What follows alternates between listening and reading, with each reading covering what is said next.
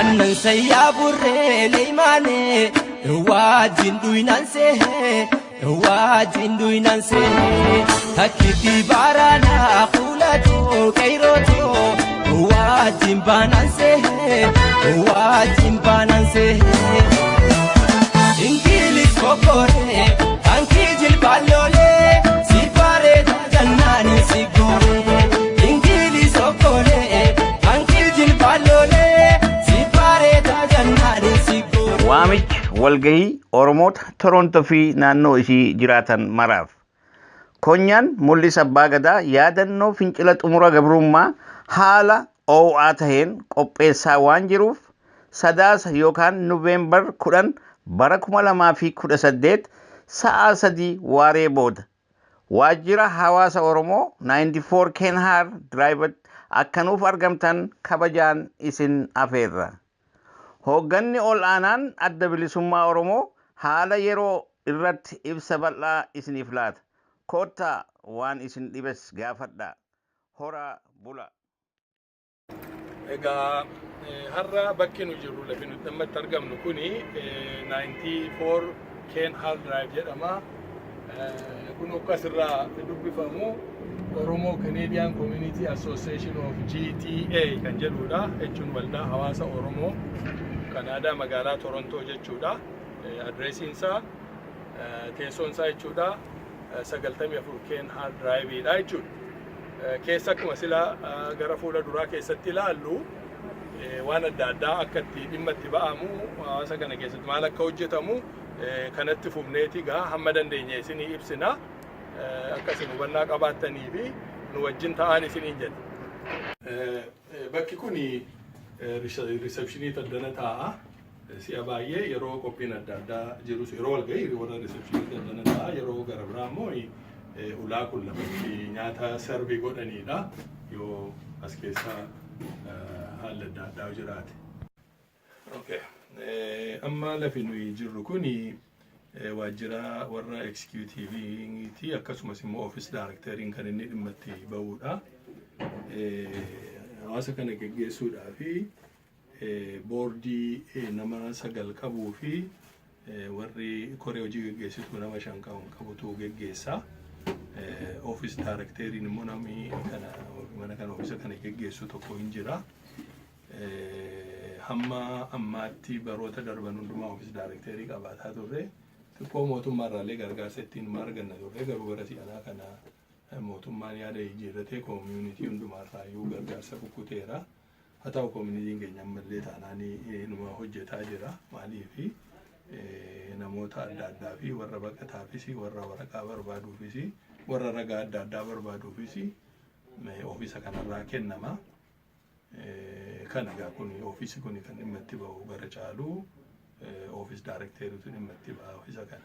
Egaa waajjirri kun jechuun galmi kun walii galatti egaa bitamee waggaa meeqama? Oh my god, warri kun galmi kun erga gara waggaa 8-9 natti fakkaatama. Gara waggaa 9 ja'a moo akkasumatti? Ja'i? Enga deroo resignation ture mormii. Sadiitti mikaara. Anyway. Okay. Gara waggaa hin caala 5 hin caala. Okay. Gara waggaa 7 natti fakkaata exactly guyyaa isaallee oni yaadadhu ta'e duraan waajjira kiraayii ilma qabna turre amma bitanneeti kan qabnu manni kuni gararraaf gajjallaa qaba hoolii guddaa nami taa'u kana qaba lafa walgahiidha kun immoo ofiisa mana dhiqannaa kan warra shamarranii fi kan nama dhiiraa akkasuma qaba gararraadhaas immoo akkasuma lafa nami itti walgahii xixiqqaa godhatu ruumii guddaadha garuu gararraa sanas mana dhiqannaas qaba. Walii galatti kana qaba ofiisa kana. Gara gubbaatti dheenee ilaallu? Haa ta'u.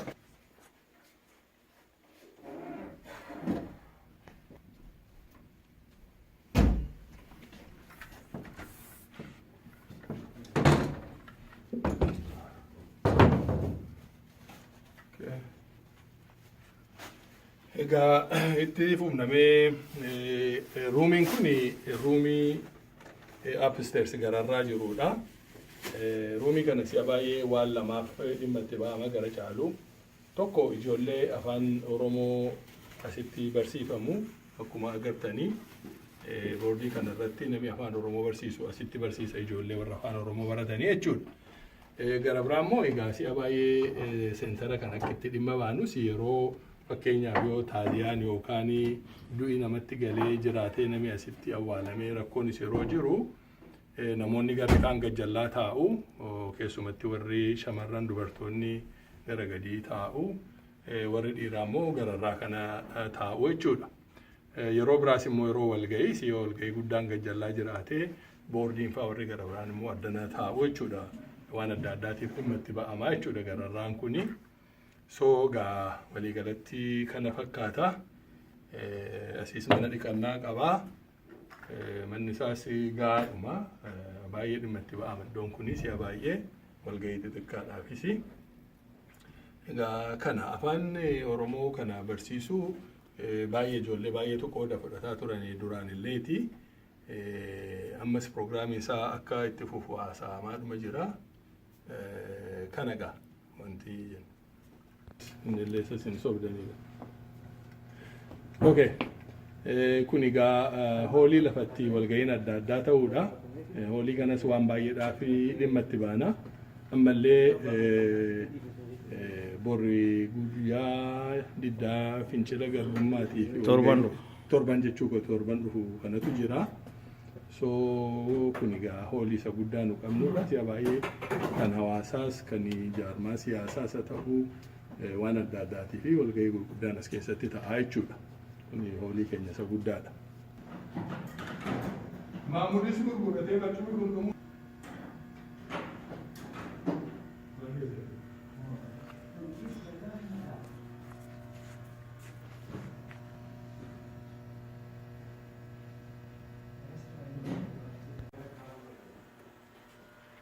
Okay, kun ogaa. Asirra amma suuraa kanarra yeroo laallu ijoolleen Oromoo ijoolleen xixiqqoon kun yeroo sana kunarra waggaa 15 waggaa 20 dura garri caalaansaa suuraan asirra jiru kun waan hedduu adda addaa calaqqisa. Fakkeenyaaf yoo ilaalle ijoolleen kun akka aadaa Oromootti uffatanii aadaa Oromoo yeroo agarsiisanii tokko aadaa mataa isaanii baruu lammaffaa aadaa isaanii uummata gara biraa akka inni baru godhu ofii isaaniitiis immoo akka dugda duubee seenaa qaban itti dhaga'ama. Mana barnoota isaanii keessattis bakka fedhettis karaa biraa immoo qabsoo Oromoodhaa hiriira ba'uudhaan waan sochii uummati Oromoo biyya keessaa godhu kana deeggaruutu mul'ata. Kun asirraati bifa adda addaatiin. Karaa garanaa kana immoo kun asitti yeroo ilaallu hawwisoo sirba aadaa Oromoodhaa sirbuu isa kana calaqqisu. Kunis immoo bakka baay'ee irratti agarsiifamaa ture. Yeroo guyyaa ayyaana Kanadaa fa'aa kabajamu, yeroo guyyaa ayyaanni Afriikaadhaas magaalaa Torontootti qophaa'u Afro Festival jedhama fakkaata. Bakka akkasii kan hundumaatti dhaqanii aadaa Oromoo uffatanii sirbuudhaanii aadaa keenya uummata biraa akka inni beeku godhaa turanii. Ijoolleen kun har'a umuriin isaanii kaan yuunivarsiitii fixanii kaan jiruu qabatanii nama gurguddaadha. Waan Oromoos karaa adda addaa mallee qooduma keessatti fudhataa jiru itti fufanii. Kunis humna tokko achievement yookaan bakka ga'uu tokko agarsiisa. Waan nama gammachiisudha. Yeroo adda addaa haala adda addaa keessatti kan qophaa'edha. Kun immoo sitti ilaalle ijoolleen sila suuraa isa gara biraatti agarre xixiqqoo turan kaan isaanii gugurdatanii amma nama guguddaa fakkaatu. Egaa kuni koominiitii kanaa fi uummata Oromoo hawaasa kanaatii fi dhugaasa'uudhaan waan nama boonsuu ijoollee ofiis haala kanaan guddisuun haala kanaan ga'uun haala kana keessa dabarsanii seenaa ofii beeksisuun itti gaafatama abbootii irra jiruudha. Abbootiinis kana itti gammadutti boonu ijoolleenis immoo dhugaatti ofummaa isaanii eenyummaa isaanii baruudhaanii dugda duubee jabaa qabu jechuudha. Ofii isaanii irratti ofirratti amanuu jabaa qabaatu jechuudha. Kun egaa waan ofumaa hojjetame miti waan waldaan kun uummata Oromoo walitti qabee hojjete keessaa tokko jechuudha. Ijaaramuun akka uummata tokkootti walitti dhufanii jiraachuun jabina akka inni fidu yeroo dheeraa booda immoo akka inni rizaaltii yookaan immoo galii guddaa qabaatu kuni fakkiidha jechuudha. Kun irra guddaan isaa yeroo hiriiraati. Kun irra guddaan isaa yeroo hiriiraati. Kun yoo yaadatama ta'e gara waggaa 23-24 dura namoonni asirra jiranii kan nama gaddisiisu namoonni hin jirrellee jiru yeroo ammaa kan nu gidduudha egaa lubbuudhaan hin jirre kunoo namni akka hawaasa kana dhaabe keessaa tokko Araarsoo obbo Araarsoo jedhama. Nama waldaa kana jabeessuuf guddisuu keessaa gahee guddaa qabu nama jedhamu. Egaa kuni hiriirri kuni bara sana magaalaa Torontoottis magaalaa Ottawaattis kan ta'aa turedha. Namoonni asirra jiran baay'een isaanii ammallee hinuma jiru. Hangi tokko immoo akkuma jedhee warri yeroo dheerina keessaa lubbuun isaanii hin jirres hin jiru. Iddoo gaarii kennuufi kanaa jenna gaa walii galatti. Haa ta'u malee egaa hawaasi Oromoo Kanaadaadhaan mallee guddinumarra jira. Sagantaa adda addaa baafatee hojjetaadhuma jira. Ijoollees afaan Oromoo barsiisuudhaani namoota biyyaa baqatanii dhufanis waan isaan barbaachisu karaa mootummaa dhiyeessuu fi ragaa barbaachisu kennuu biyyattis immoo akkasuma namoota dhiyoo kana buqqaaniif horii sassaabanii erguu gargaarsa guddaa godhaa jira. Hawaasa Oromoo Kanaadaadhaa seenaanni qabsoo Oromoo fi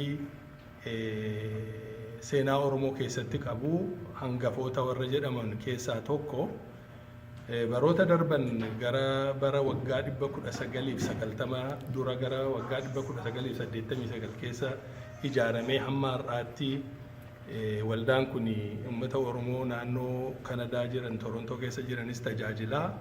Irra darbees uummata Oromoo miidhaadhaa fi cunqursaa biyyaa irra ga'aa jiru bara mootummaa Dargii irraa kaasee itti fufees immoo bara mootummaa Wayyaanees waan tokko ilmaan Oromoo irra ga'aa ture. Hiriira ba'uudhaanis mootummaatti iyyachuudhaanis gargaarsa dinagdee godhuudhaanis karaa adda addaa waan waldaan kun godhee dhugaa isa'uuf taanaan seenaa keessatti kan yaadatamudha, kan irraanfatamnedha.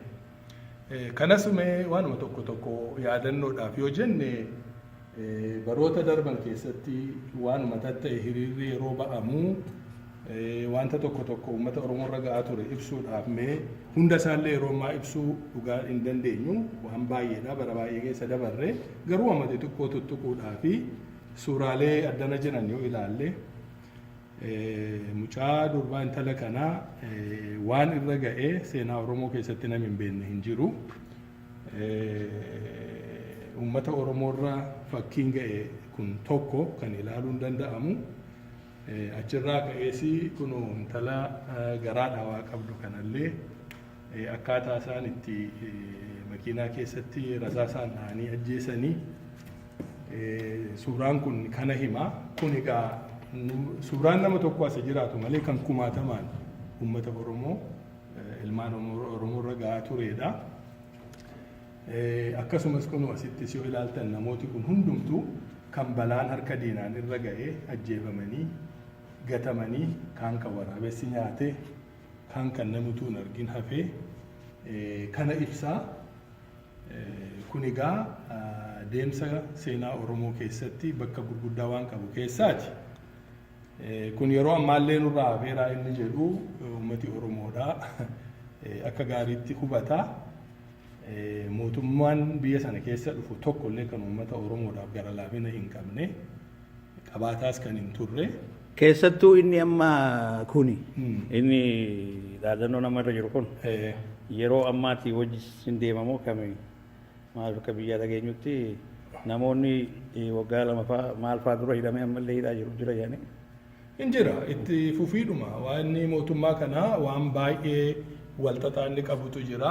Namni Oromoo akka inni itti ilaalaa jiru dhugaadha. Maqaa Oromoo uffatee deemaa jira jaarmaa nama jiru kunis garuu qulqullaa'ee as ba'ee mul'atamaa hin jiru rakkoon adda addaa jira gaasaa ummati Oromoo ijuma isaatiin of biratti ilaalaa jira malee ammallee hin jira ammallee buqqaa jira ummati Oromoo ammallee du'aa jira kamiyyuu yoomiyyuu caalaa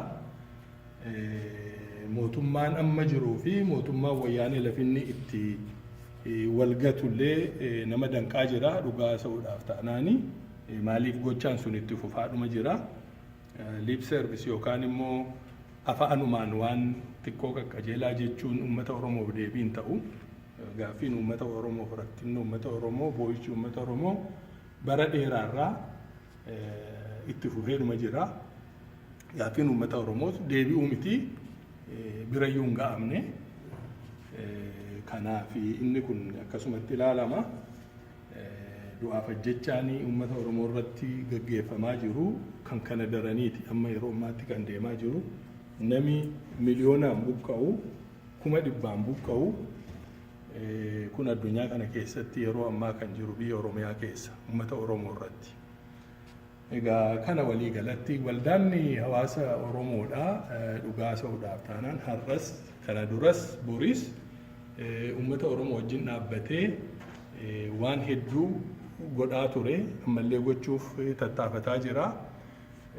Namoonni waldaa hawaasa keenya kanallee ofii qabaachuudhaa fi uummatumti muraasi jabinaan ijaaramnee maqaan illee kun asirra hin jira garraa kan arguun hin danda'ama. Jalqabaaf uummatuma warra ormaa warra Itoophiyaa durallee seentara qabaachuu danda'eera waldaan hawaasa Oromoo Kanadaadha. Kunis egaa jabina tokko dantaa uummata Oromoofis immoo akkuma kana waan danda'u guyyaa gara guyyaatti godhaa jira. Inni amma agarru kun kan maqaan tarrifamee jiru kun warra galma kana bituudhaa fi jalqabarraa kaasee maqaatti duukaa bu'ee hamma barbaachisu mataadhaan akka faamiliitti baasee manni kun akka jiraatu akka bitamu warra godhanidha. Warri asirratti kan maqaan isaanii asirratti maxxanfamee jiru kuni jechuudha. Kun egaa hundee galma kanaati hundee heritage centerii kanaati jechuudha. Mee amma inni tokko kan garasii argu tokko kun no taxpayers money for dictators kan jedhu kun maal jechuudha kun? Kuni mootummaa wayyaaneedhaa gargaaruudhaa fi mootummoonni alaa waan isaan godhaa turan irratti yeroo mormiin karaa hawaasa kanaa ka'aa ture mootummaattis iyyatamaa ture yeroo adda addaa hamma Ameerikaa dhaquutti Waashingten dhaquutti hamma Otowaa dhaquutti hamma Minneapolis dhaquutti ummati Oromoodha dhugaa sa'uudhaaf taanaan ummati communitiin kun keessumatti waa guddaa baaseera wareegama guddaas kenneera horii isaatii fi humna isaatii fi yeroo isaatiin. Kun egaa seenaan yaadatu seenaa keessatti dhiibna. Mee inni kun isa kunoo stop evicting kan jedhu kun inni amma haala amma yeroo kana fa'aa wajji hedduu deemaa jechuudha. Afaan Oromootti yeroo hiikame maal jenna? Buqqa'insa. Faayilaa kuni qotee bulaa Oromoodhaa lafarraa buqqisuuni hin jira. Maqaa investment yookaan misooma jedhuuni inni kun tooftaa baheedha. Biyyuma sana keessatti rakkinni amma uumamee biyya sana fidee gara jijjiirama jedhamu kanaan fidee ga'uu danda'e tokko waa'ee isa master plan jedhanii isaanii maqaa adda addaatti baasanii uummata Oromoo lafarraa buqqisanii lafasaa uummata alagaaf kennuu uummata alagaa fidaniirra qubachiisuu nama Oromoo immoo completely akka inni hiyyoomu godhaa jiranii inni kun tooftaatti isaan dhimma ba'aa turanidha. Inni kun ammallee waan itti fufaa jiru fakkaata akka ilaalamutti bifa jijjiirratee dhuma deemaa jira. Bara sana kun sloogaaniin kun yookaan dhaadannoon kun kanaaf ba'aa ture. Dhugaa sa'uuf taanaan dhaadannoon hin baane hin jedhamne hin jiru akkuma jedhe yeroo gabaabaa kanatti waan baay'ee isaa ibsuuf maqaa dha'uun nama rakkisa. Seenaa keessatti yoo ilaalame uummati Oromoodhaa yoo xiqqaatee waggaatti 4-5 hiriira bahuudhaani haala adda addaa himataa ture waggoota darban 30 keessatti waan baay'ee waan bara dheeraa keessa dabarre gaasa kana yeroo biraa itti deebi'anii sirnaan galmeessuun hin danda'ama. Waan asirratti kakaafne baay'een waanuma gaggabaabaa yeroodhaa fi hubannaadhuma akka namni qabaatuu fi